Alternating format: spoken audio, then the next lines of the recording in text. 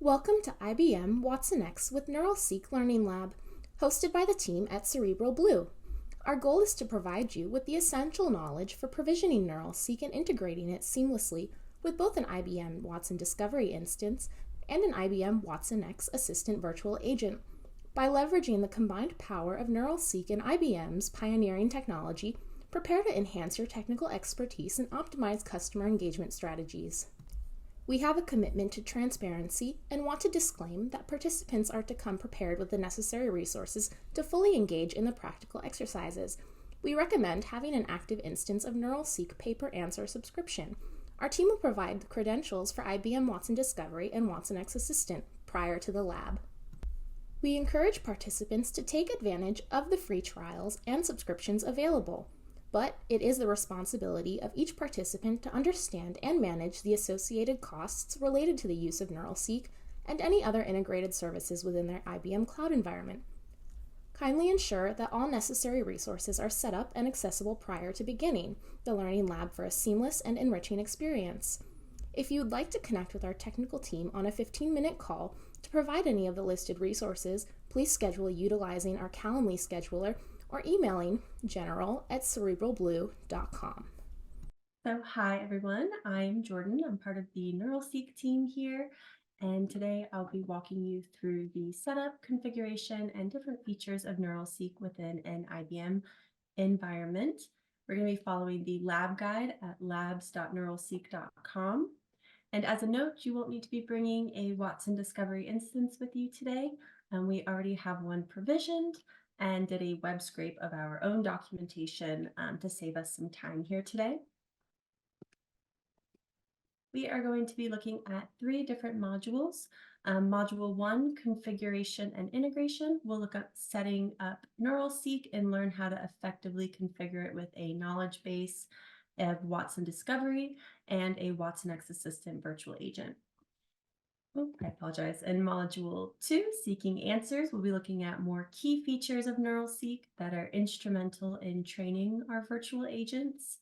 And then finally, in Module 3, we'll be exploring mAIstro, which is just scraping the surface on some of NeuralSeek's dynamic playground here that we use for freeform content generation, task automation, and leading in RAG for enterprise. I'm going to go ahead and load up my Learning Lab guide here so we can go ahead and get started. All right, so looking at Module 1.1, I'm following the IBM Users Lab Guide, starting with Module 1.1, setting up NeuralSeek. We're just going to go ahead and get started with our first steps. And our first steps here are logging into our IBM Cloud, and we're going to start creating our resources, starting with our NeuralSeek. So I'm going to click this blue Create a Resource button here. You can also search the IBM catalog for NeuralSeek. And that's what I'm going to do right here. Perfect.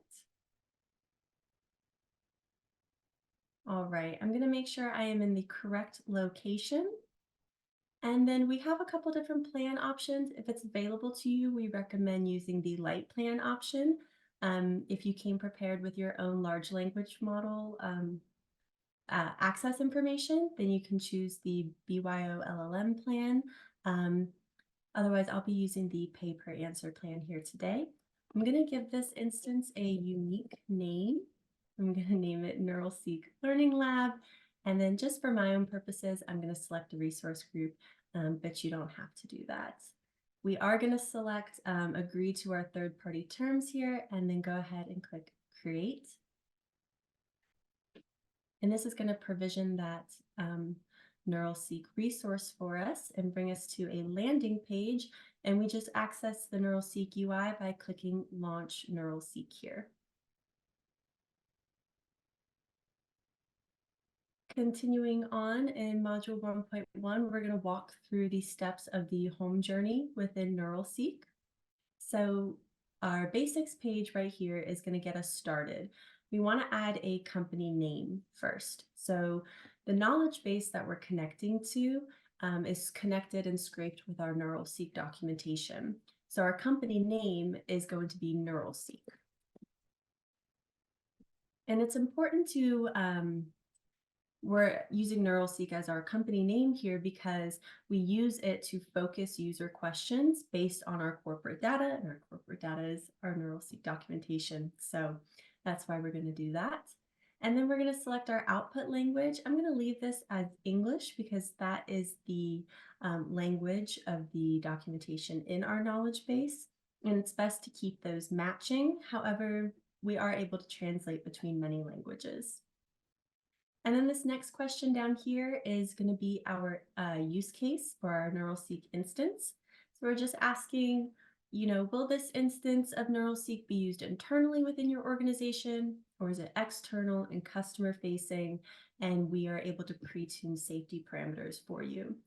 In this example, I'm going to go with internal because we don't need some of the extra guardrails that are set up just for our testing purposes during the lab. And I'm going to click next, and that saves our inputs. And then here on the data screen, this is where we're going to configure our knowledge base. So for our knowledge base type, I'm going to leave that as Watson Discoveries. That's what we're working with. And English, because that's the language of our knowledge base content.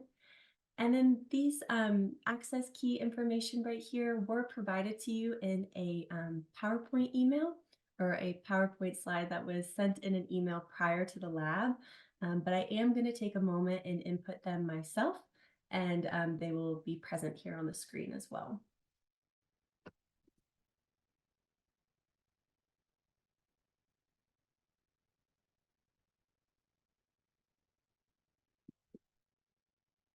We're going to enter in our service URL,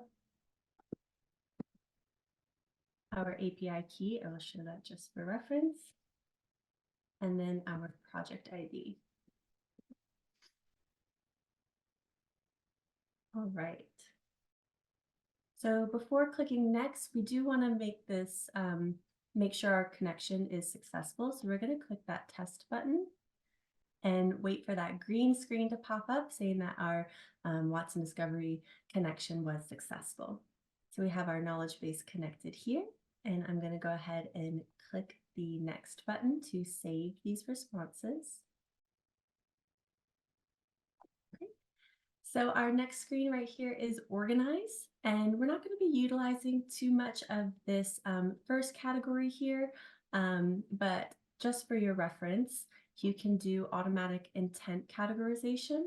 You would just describe categories in a natural language, and then we will work to automatically organize user questions into those categories as they come in. But for testing purposes, we won't need to worry too much about that today. We are going to select our virtual agent framework type though. Today we will be using Watson Assistant Actions as we'll be connecting to a watsonx Assistant. And then for embedded links into responses, I'm just going to leave that disabled for testing purposes, but it is an option for you to enable as well. So I'm going to go ahead and click next to save our choices. As a note, I forgot to mention right here in between data and organize, if you are following along with your BYO LLM plan, there will be an extra LLM step in there. And if you're following the lab guide, we do have additional information tab down at the bottom that can instruct you on how to set up your LLM. I'm just going to continue on here with our tune screen. And this allows us to tune for our data. So our data in our knowledge base, it looks more like this one. Bigger phrases of text, many lines of text, important phrases, much more contextual information as opposed to a few lines of relevant text. This is for more focused data if you have FAQs, for example, and we use this selection information to set the snippet size in the background for us based on our data. So I'm going to go with the larger text option. And then we do want to go ahead and give lots of information to the LLM and give it leeway to decide. You can limit how much information and how many docs are being sent to that language model with the second answer here, but we're just going to stick with the top. And then for the bottom, I'm going to leave it as all of my docs are current and relevant because they are. Um, if you have other documentation in your knowledge base, like blog post with some more outdated information, you can select the second option because that helps NeuralSeek know to deprioritize those outdated sources and prioritize more relevant ones for optimal answer generation.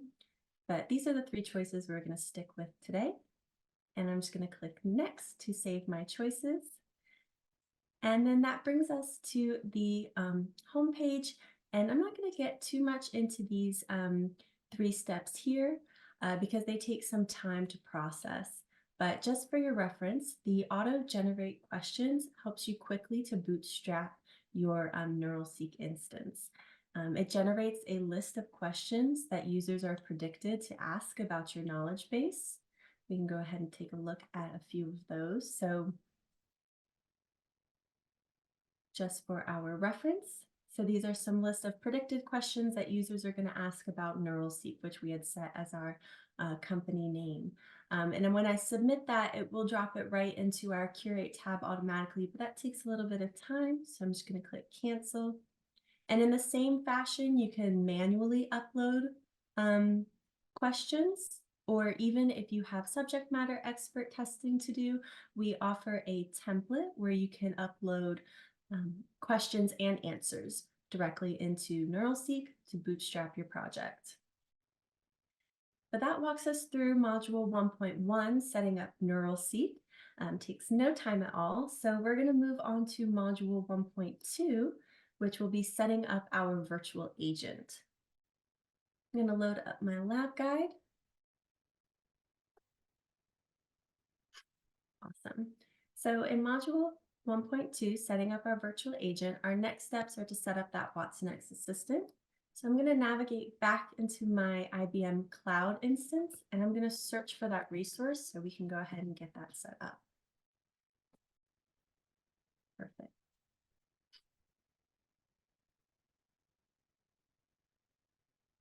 All right, I'm going to make sure that I'm in the correct location.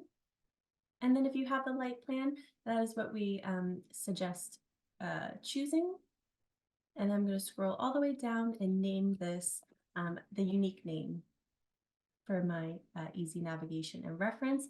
And just like before, I'm going to select my resource group. You don't have to follow along with that step. And we're just going to agree and create.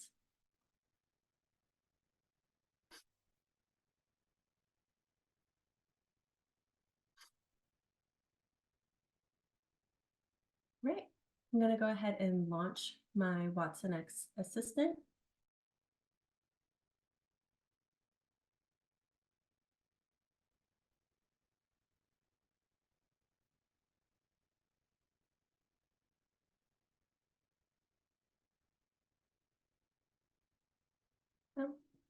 Oh, thank you.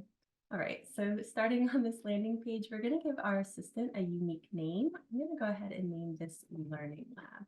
I have many options. You can optionally add a brief description. We have one that's easy to copy and paste from the lab guide. I'm going to skip that step and we're going to leave our assistant language as English. I'm going to go ahead and click Next.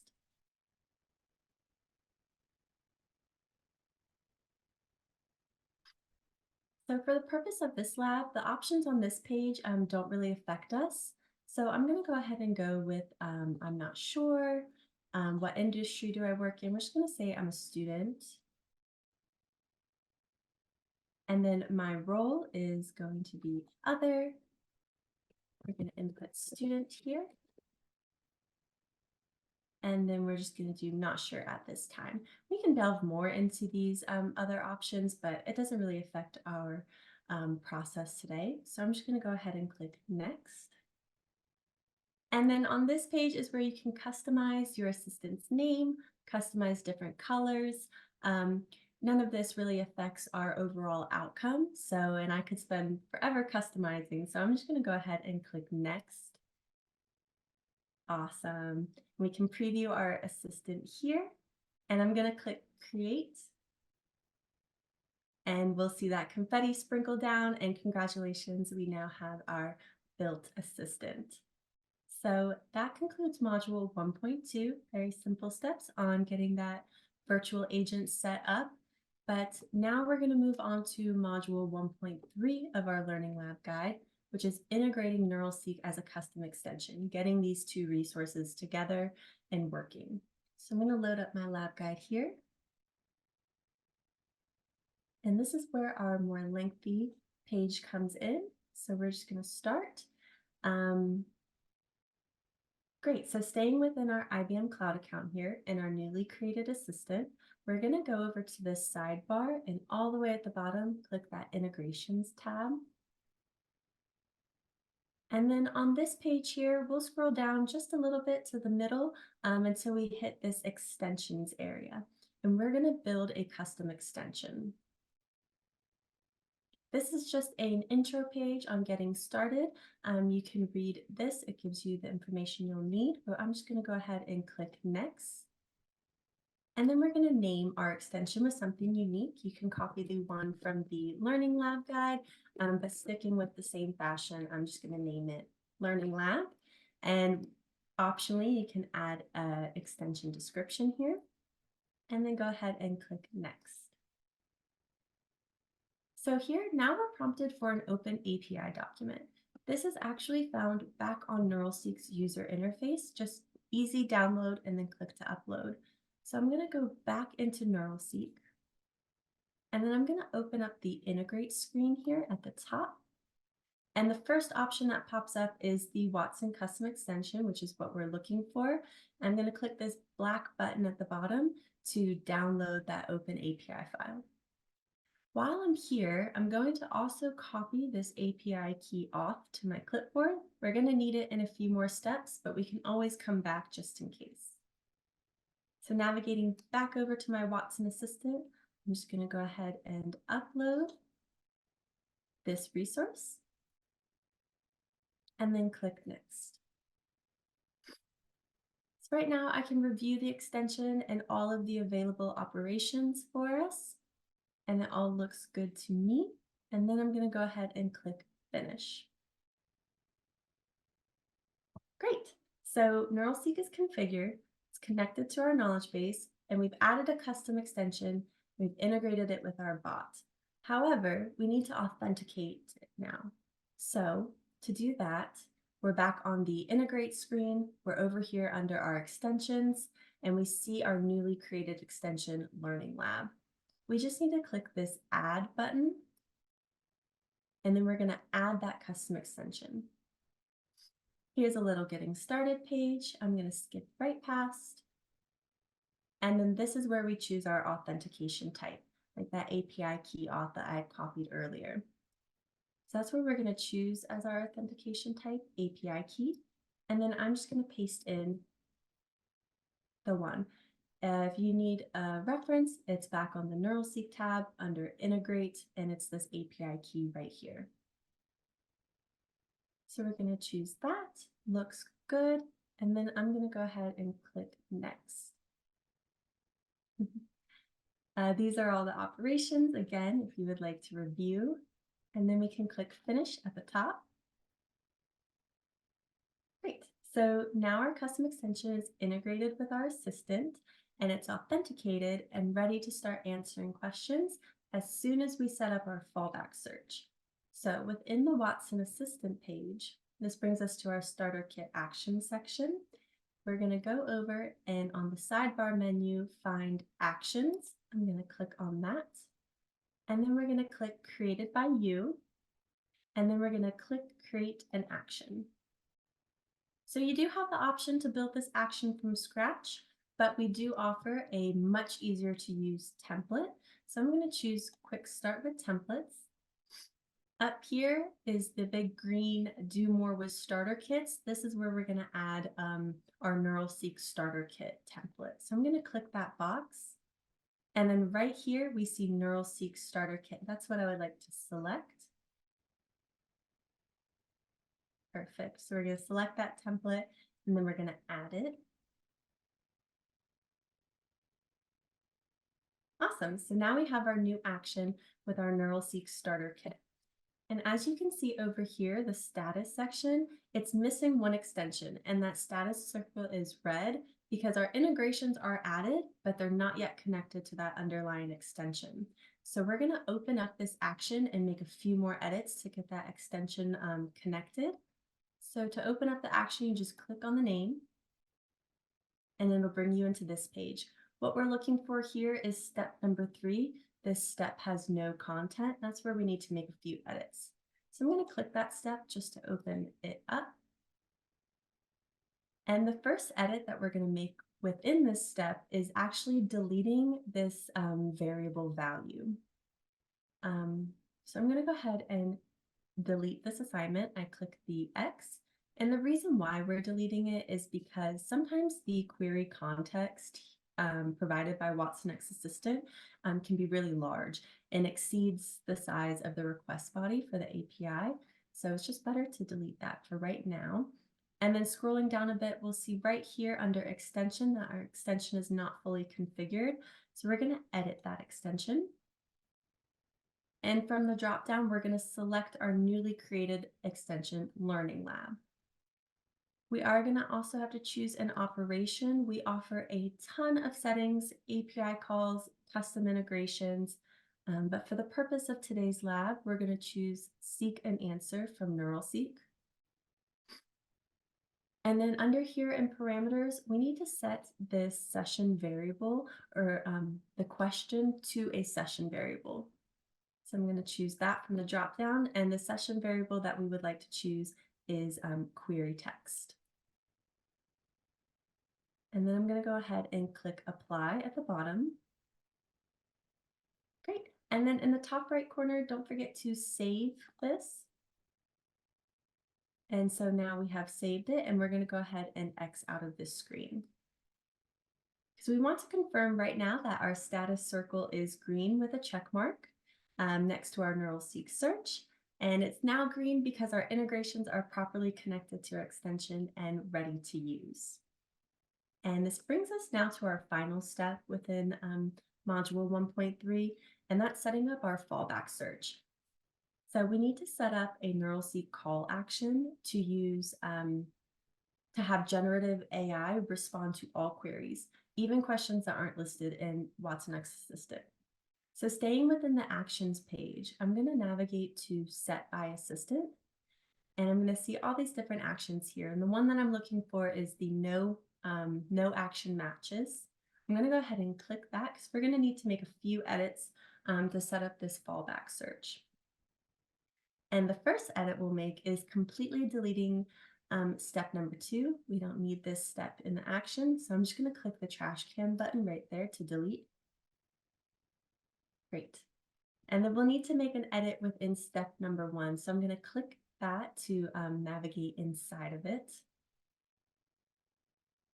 Actually, before I begin, so before we make this edit here, it's best to preview our default response just for reference.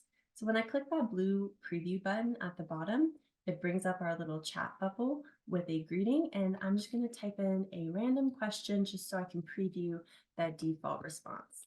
I believe the question the lab guide goes with is, why is the sky blue?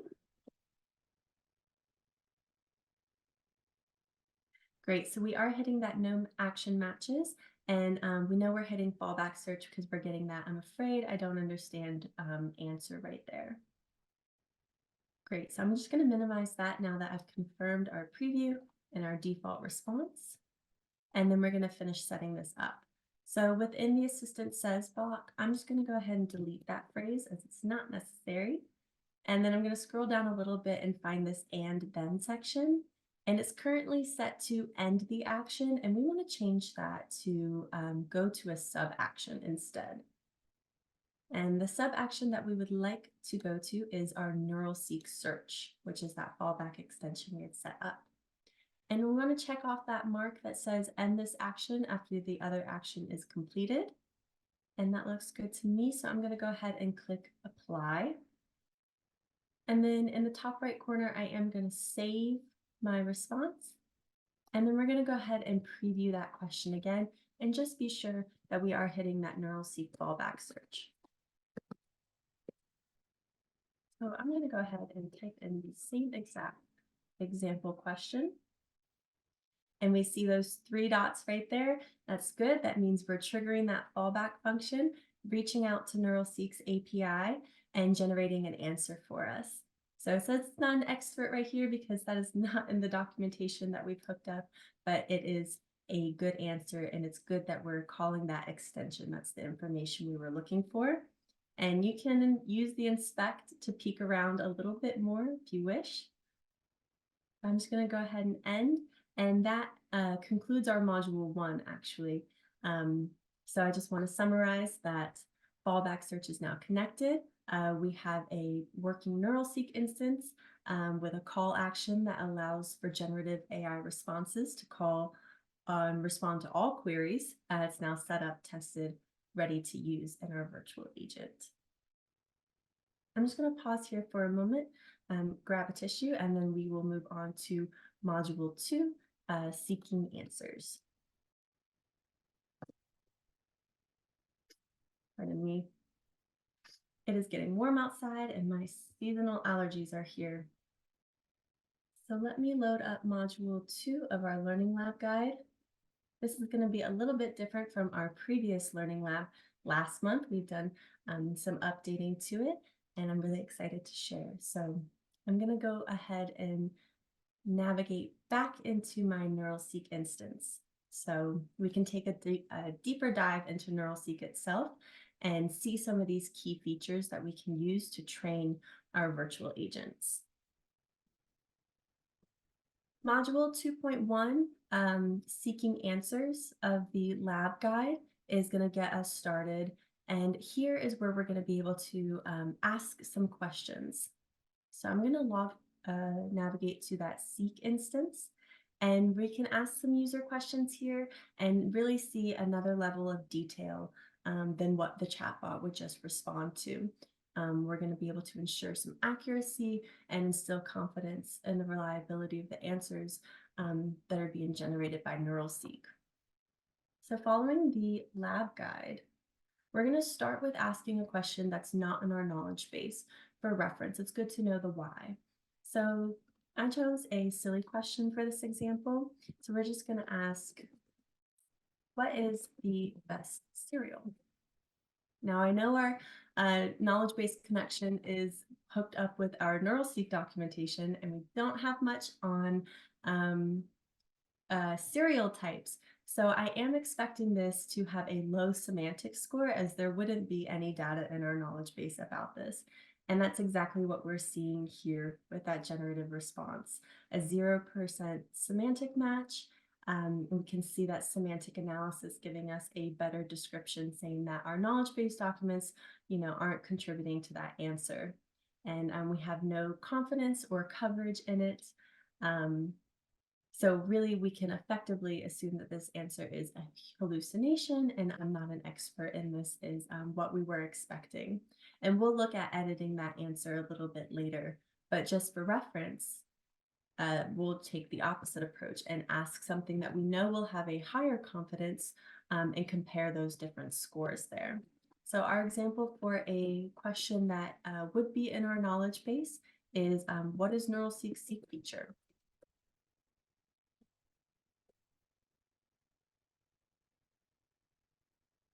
Have plenty of documentation covering this.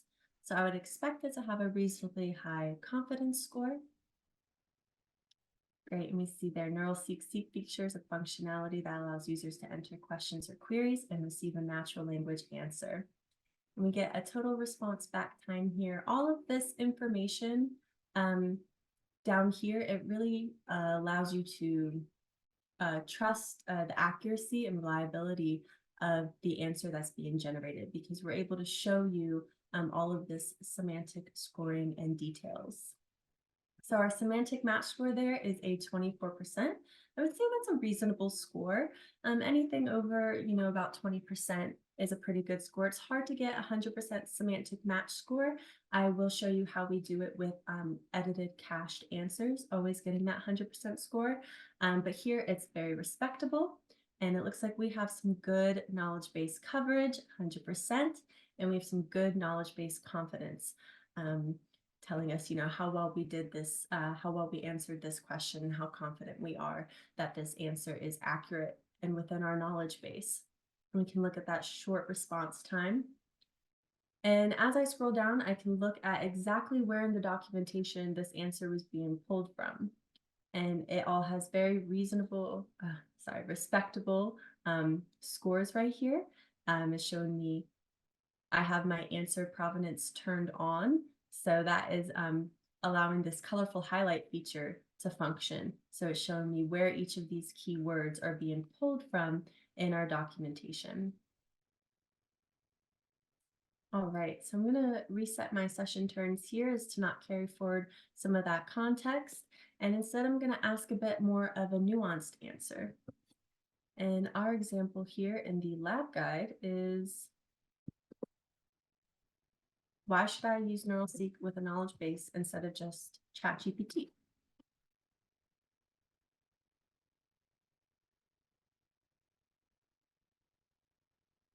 So we're going to let that load, and we're going to see some similar semantic matching, and we're going to see some similar answer provenance highlighting here. And that's because the highlights are covering single words and they're in multiple colors here. As we click it, it navigates us back to where it has found those keywords within the question and then the generated response. And it's showing us that reference material where that answer is being pulled from based on that color coding. So we can look at some of these key insights as well with different questions that aren't in our knowledge base, questions that are, more nuanced questions. You're really able to get a great overview just here within the Seek tab. So you're able to ask a few more questions if you would like to play around. It'll build up our curate intents as well. But I'm going to move on to module 2.2 of our lab guide, which is going to show us about caching some of these answers. And caching within NeuralSeek, it's used to enhance performance and speed up response times and produce more consistent results. Caching also reduces computational costs during operation. So it's a really great feature that is offered as well. So we're going to start looking at that by navigating to the Curate screen. And here we have some of these examples, these intents that were seeked with their answers generated, and they're going to fall here into the Curate screen. You can expand the different intents by clicking that little drop-down caret. And then I'm going to start with our inaccurate example answer. So this is right here is our FAQ about cereal that we had just asked. So we can see the generated questions within the intent, example questions that users were predicted to ask about the same intent and the same FAQ. And then on the right side, we can see that answer that was generated for us. Excuse me. We can also manually correct answers just by editing them.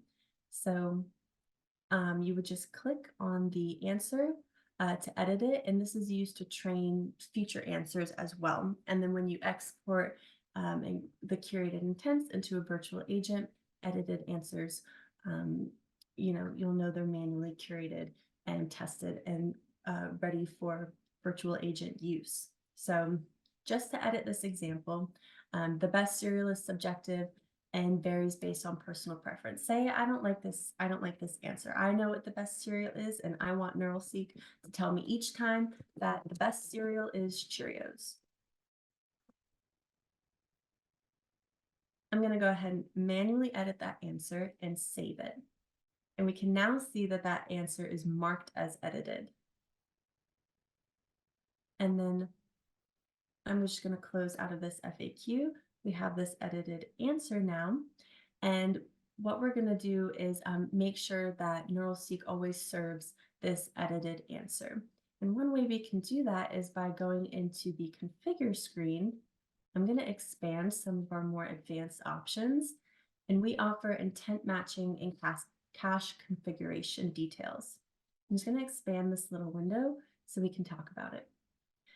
So we have two little sliding scales here, one for edited answer cache and one for normal answer cache. And For this example, I'm going to set both of them to 1 as opposed to their default responses. So basically we're saying here, we're going to serve an edited answer when at least this many different edited answers exist for a user question. So we're going to have that as 1. And then the normal answer cache functions in a similar way. We're going to serve an answer, recent answer for relevant documentation, when at least this many different answers exist for a user question. However, edited answers have priority within the normal answer cache. So you don't always need to set it as low as 1, but just for our examples, we're going to do that and then click Save at the bottom just to ensure that we are getting that cached answer back. Right, so our next step, I'm just going to go back into Seek, re-ask my question here, and see if we get that cached answer and how quickly that response time is. What is the best cereal? All right, so we can notice here how that generated output is our newly edited answer. The best cereal is Cheerios. And we can also look at some of our details down here. Our response time is very quick, just about a second, and it has that cached indicator, knowing that we have cached that edited answer. Our semantic match is 100%. Like I said before, it's very hard to get 100% semantic match, but you always know you will with cached. So we have that semantic match score right there. Our semantic analysis shows us that this is a manually curated answer. And we are 100% confident and covered because we do know that we manually edited that. And we're saying that this is our best answer here. Our context shows us a little bit more about how it is a trained answer within our FAQ serial intent. We can see that again back on our Curate screen, that this intent has edited answers. And there it is. So edited answers are retained until updated and deleted. So even if your source document changes, just be sure to use caution when serving edited answers and making sure that they contain relevant information as well. But that goes over caching and editing for manual curation. Our next step is module 2.3, which is curated intents. So on the Curate screen, we get a nice high-level overview of our coverage and our confidence scores for all of our intents. As you play around more with your NeuralSeek instance, this page will fill out pretty heavily. And it allows us to easily review what's being covered by our knowledge base and what's not. And when you select an intent, many different options are available for you. And the lab guide does explain each one as well as our documentation does. So as I select an intent just by clicking on it, we can see a whole bunch of different options such as editing categories. Downloading to CSV is great if you want to pass this intent off to a subject matter expert for better testing and curation. Flagging and merging and deleting are available as well. But we're going to look specifically at our exporting and importing abilities because this is what's going to help us bootstrap our virtual agents.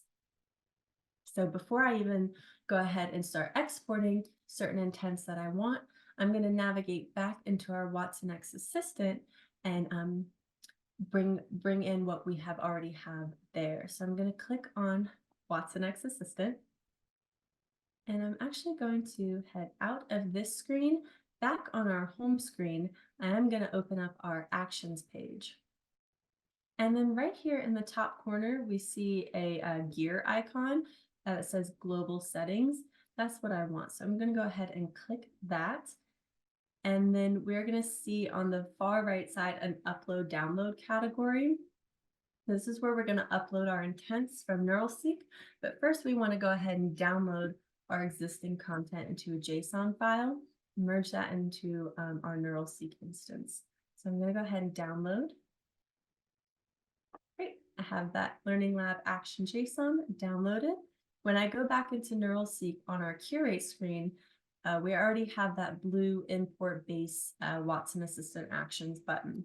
So that's what I'm going to click, and I'm going to open our JSON file that we just took from Watson X Assistant, and I'm going to upload that. And it says right here, our base action is uploaded. So now I really want our assistant to know about our serial because we have just spent time manually curating and editing that answer. I'm going to select all of these. These are the intents that I want in our virtual agent. And then as I select them, what becomes available is this export button. And that's going to download a similar JSON file just with our new curated intents. So I'm going to go ahead and download that and then go back to our assistant and upload that file.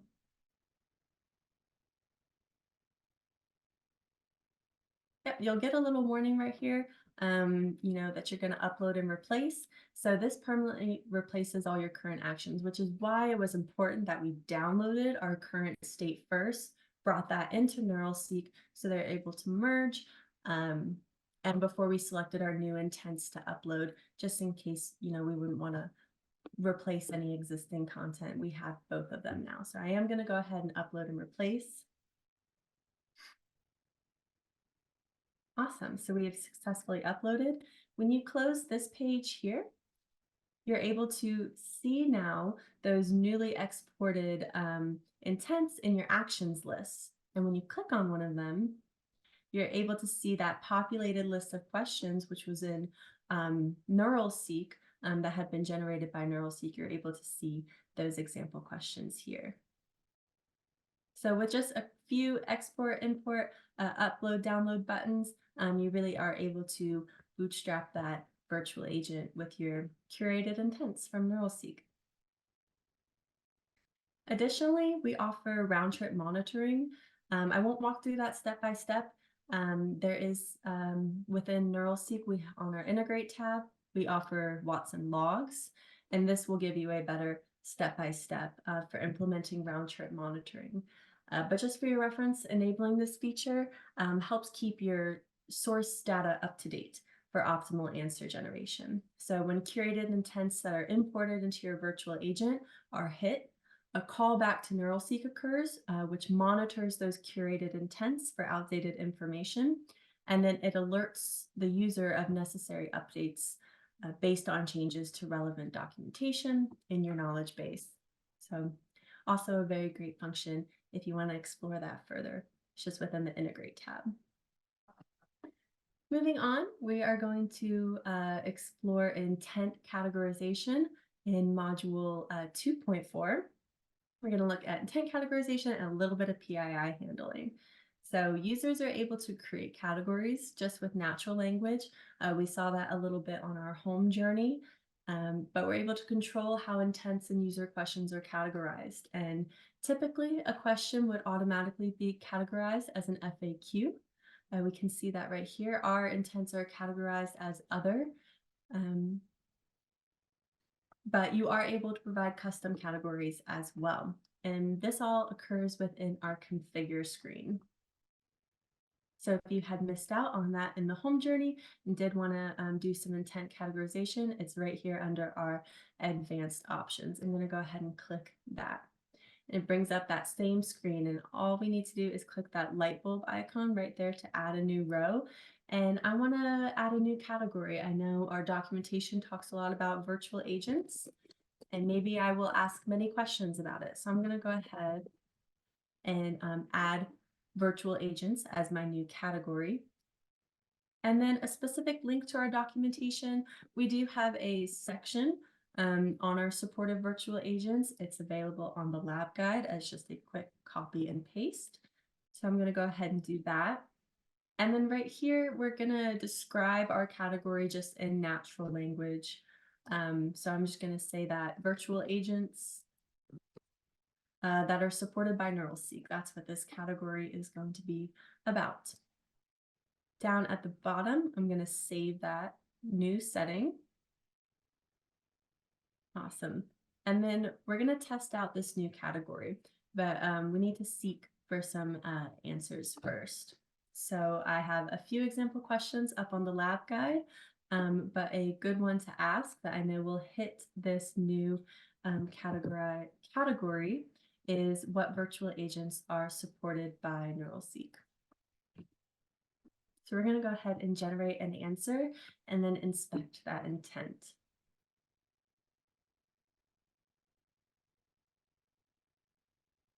All right, so we do see we got a good answer here, but I'm going to look over in Curate.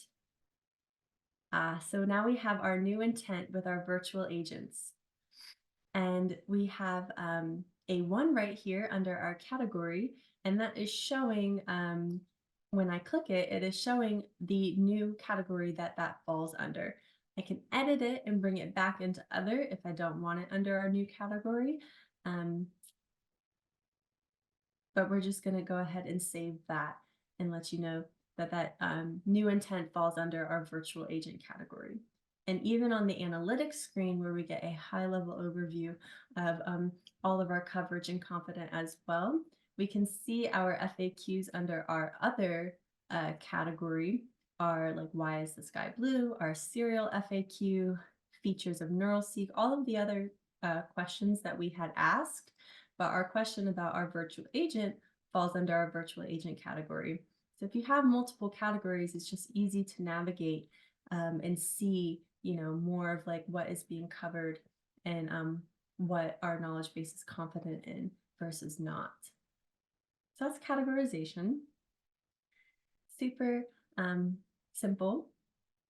And then our last unique feature we'll cover in Module 2 for seeking answers is going to be PII handling. And this is very important in maintaining a secure environment while still providing accurate responses to all user queries. And since the example question that we're going to be looking at in the lab guide is not a part of our knowledge base information, there's a little trick that we're going to do to help generate some better answer for that. So I'm going to navigate back into configure, and then under answer engineering and preferences, typically this is set at false for best practices, but I'm going to go ahead, we'll keep it at false. If it was set at true, that means it's going to force our answers from the knowledge base, but we want that as false right now. Great. And then so staying on this screen, I'm just going to go under PII handling. So we have, you know, a bunch of preset NeuralSeek PII detectors available to us, and you're able to enable, disable just with a little click like that. And you're even able to try it out here with some test questions and then see how PII is flagged, masked, hidden. For best practices, usually people will mask or delete. But we're going to look at our LLM-based PII filters and add a PII that we want for our language model to hit. So I'm going to go ahead and click a new row. And then for our example sentence following the lab guide here, we just have a silly example of I graduated college from JMU. This also works with examples like blood types, phone numbers, names, addresses. And the PII in that sentence is the college name, the college acronym. So I'm going to go ahead and save. And then we're going to test this out in our Seek. And so I'm going to ask a question. The first one I'm going to ask is what colleges are in Virginia? So I know that JMU is in Virginia. We're going to see if we're able to mask that. So I'm not an expert in this, but some colleges in Virginia include this. Let's see here. We were able to properly detect that PII. Awesome. So navigating back into our Curate tab, I flipped that a little bit fast. We see this new intent pop up with colleges. And the answer that was formed with a question in it contains PII. We see that little mark right there indicating that it does. Let's say we seek another question. Sorry, seek another answer that specifically contains that PII. Awesome. Okay, great. So now we can see right here that the intent, this question has PII in it. That is marked. If you are able to mask, hide, delete, there's many different configurations there within that configure tab that you can play with. Maybe I want to delete it. Maybe I just want a flag for PII. You're also able to use regular expression to send and set some pre-LLM PII filters as well. It's just a great tool to try out just to ensure that you have a secure environment here within NeuralSeek. But those are just a few key features that we have available within NeuralSeek to help you really train and bootstrap those virtual agent projects. Next, we're going to be looking at module 3.1 of our Learning Lab guide. And that is going to be exploring mAIstro. So I'm just going to pull up my lab guide here. Awesome. So this is the final feature that we're going to go over today, and it's a real expansive feature, very dynamic. It has a lot of different capabilities. They can range from very simple to very complex. And if you're familiar at all with large language model prompting, then this is essentially a big playground for that. So we'll walk through an initial tour of mAIstro and learn how to effectively configure different nodes, modify natural language prompts to the large language model, and generate some content using our unique editors. There's always going to be some more advanced options that we can work through within mAIstro. We're going to start a little bit simple today and just scrape the surface. So I'm going to go ahead and close out of that entry screen. And first is available to us, we have our two different editors. So we have a visual editor, and then we have our NeuralSeek template language, our NTL editor. The visual editor is kind of the easiest way to use mAIstro here. It allows us to view our different prompts in nodes, little node blocks that we're able to connect very easily. So I'm going to go ahead and run through a quick example of that. And we're going to start with getting our data. So I'm going to go ahead and click the website text node. There's many options for ways that you can add data into mAIstro here, either through text, which just lets you do a natural language prompt to the language model. KB documentation allows you to search using a keyword to run a query directly against your knowledge base. Then we also have Seek, a REST API call, website text. You're also able to upload some documents. We're going to start with website text here. So this will scrape a website for us and return that cleansed data. And just with a point and click, we see that node already populate here in our visual editor, as well as it'll also appear any edits we make to it in our NTL editor. But I'm going to stick here with our visual editor.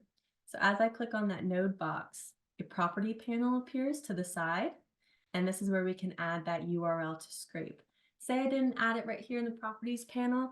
If I finish building out this flow and go ahead and evaluate, it will prompt me for that missing parameter. But since I'm here, I am going to go ahead and add a website. And the one that I'm using today is just neuralseek.com. You can use a silly website for fun examples if you want to play around. Any sort of Wikipedia site is also a great example to use. So I'm going to go ahead and close out of that node now that I've added my website. And then on the sidebar data, we're going to generate some data. I'm going to go ahead and send to the LLM. I'm going to, all of these nodes are movable and chainable. Within the visual editor, they go ahead and start chaining down or connecting vertically. And when I connect them horizontally, we consider that a chain. So I'm going to move the first send to LLM to the right side of our website text, and I'm going to create this chain here. And this is where I can prompt my language model with really anything that I want. So I'm going to follow the lab guide here, and we're just going to prompt it to create a bulleted list of major topics from our documentation. And the documentation that prompt will be referring to is the scrape that comes back from our website text node. On the sidebar menu, I'm going to generate another send to LLM, but I'm not going to chain this one.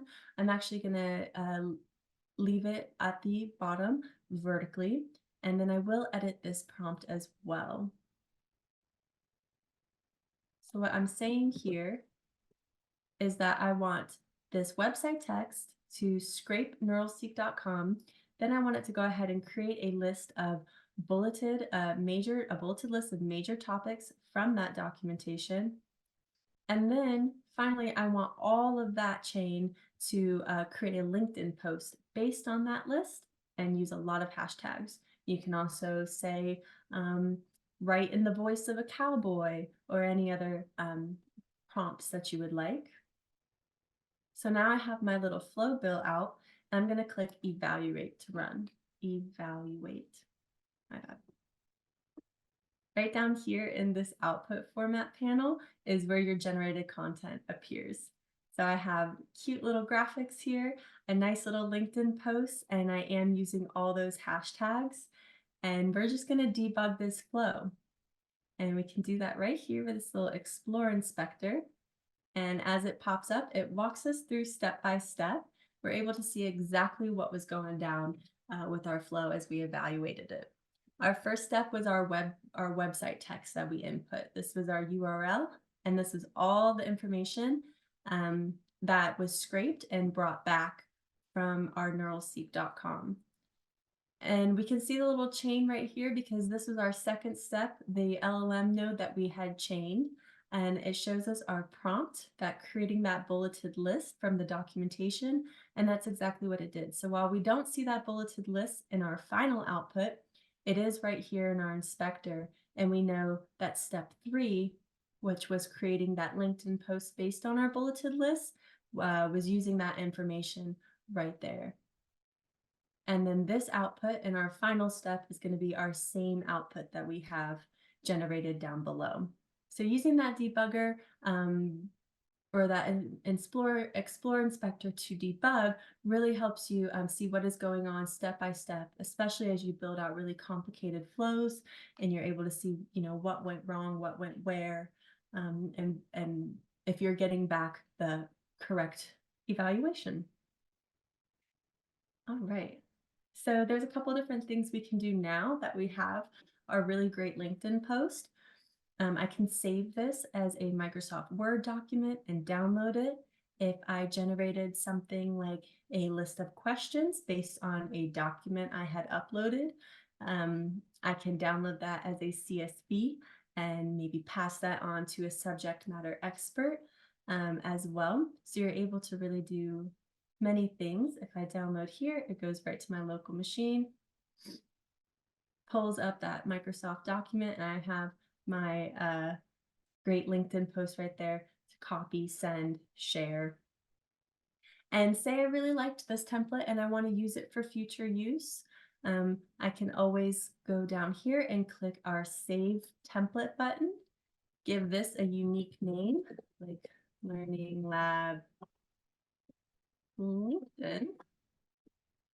Give it a little bit of a description, creates a LinkedIn post, and then save.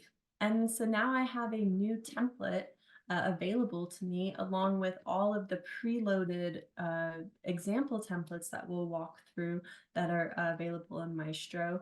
And I can just always call that template back. I have a quick access to it now, especially as you've built out a really complex flow here. It's great to save those templates for future use or for future call upon as well. On this screen, before I move on to our next example, it shows us how many characters are generated along with a semantic match detail. So we can look at this as well. Our semantic match is 1% because we weren't using anything from our knowledge base. We were using information from our website text that we loaded into and told the LLM to call upon. So that's why it's pretty low. I wouldn't be too nervous if you see that. It shows us some coverage scores or some source coverage percentages here as well. And then we get some unattributed key terms, unattributed terms here. So you can just always, especially if you're using the KB documentation search and are hitting that knowledge base queries, then, always these semantic score details are always available to you to review as well. And then our last thing here is that we do offer you can download an open API spec of the whole entire flow with all the required parameters and easily import that into other tools as well, like a virtual agent, just by clicking that download spec job. So it'll download a JSON file of our new template here, and I'm able to, upload that into a virtual agent for easy use as well. So our next example template is a bit more of a simple one as well, but it gives us a little bit of a different idea. So I'm going to go ahead and clear this. And then I'm going to load, and this shows us right here our user template we just created, but it also shows us a variety of example templates that have been created and the flows are already built out for us to use, and they can get pretty complex based on your use case. So we have looping and breaking, which has many different nodes, a pretty complex flow there. We have the one that we're going to look at, though, is writing a memo to our staff. So this is, again, just a 3-node flow. But what I wanted to show with this one is using that KB search instead of using a website text. So our text node, this is another prompt to the LLM. You can prompt the LLM with natural language in the send to the LLM node, but you can also use it as in the text node as well. So this prompt is telling our LLM to write a memo to our staff and discuss the following capabilities. The following capabilities are going to be from a query against our knowledge base using a keyword. The one that's preset is Cognos Analytics, but in our knowledge base, since it's scraped with our own documentation, I'm going to choose something different, like a feature that's unique to NeuralSeek, or even something like filtering, which I know is heavily talked about in our documentation.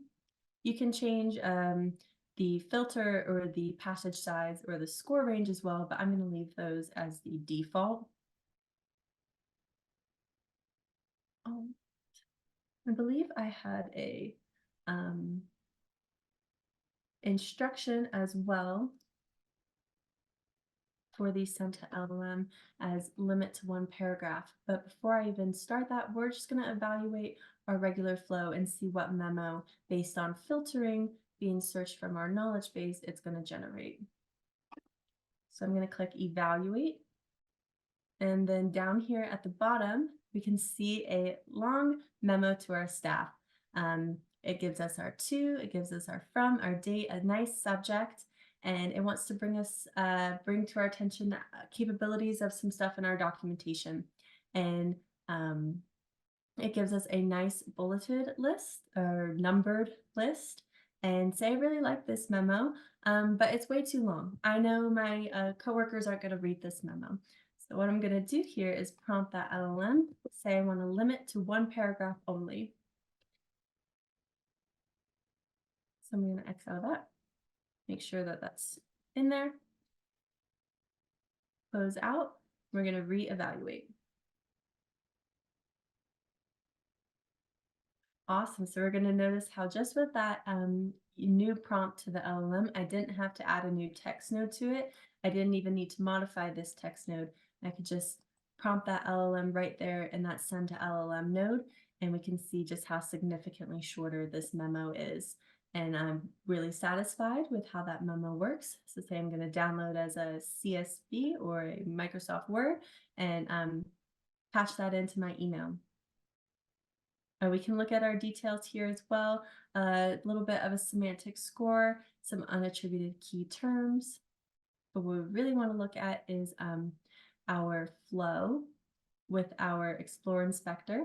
So we can see that text, it gives us our first prompt. pardon me. It gives us our first prompt that write that memo to staff discussing these capabilities. And then we can see right here what was pulled back from our documentation. So our query, our keyword that we used was filtering. And then this is all the information that was pulled back from our knowledge-based search of that word. And then our LLM, limit to one paragraph, was the prompt that we gave it. And it shows us that output that was generated right down there as well.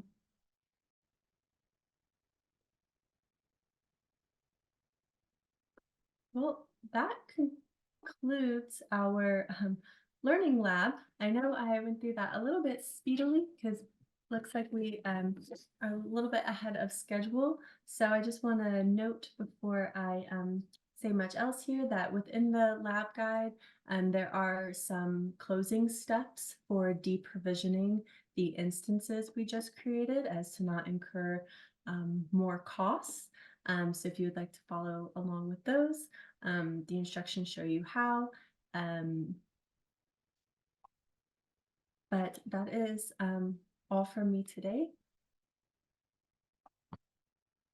Well, everybody give Jordan a round of applause for the content that she got us through today, as well as with her presentation. So Jordan, thank you. Thank you again. This recording is just gold. We will definitely send it out as well as get it posted on all of our social. So thank you everyone for your attendance. Thank you, Jordan, for reviewing. And of course, if you have any questions, our team is delighted to answer them and follow up. I don't see any questions in the chat. Sorry, I might be preemptive in my little thank you and everything, but if you have any questions, put them in the chat. If not, we'll send out our thank yous and everyone have a delightful afternoon.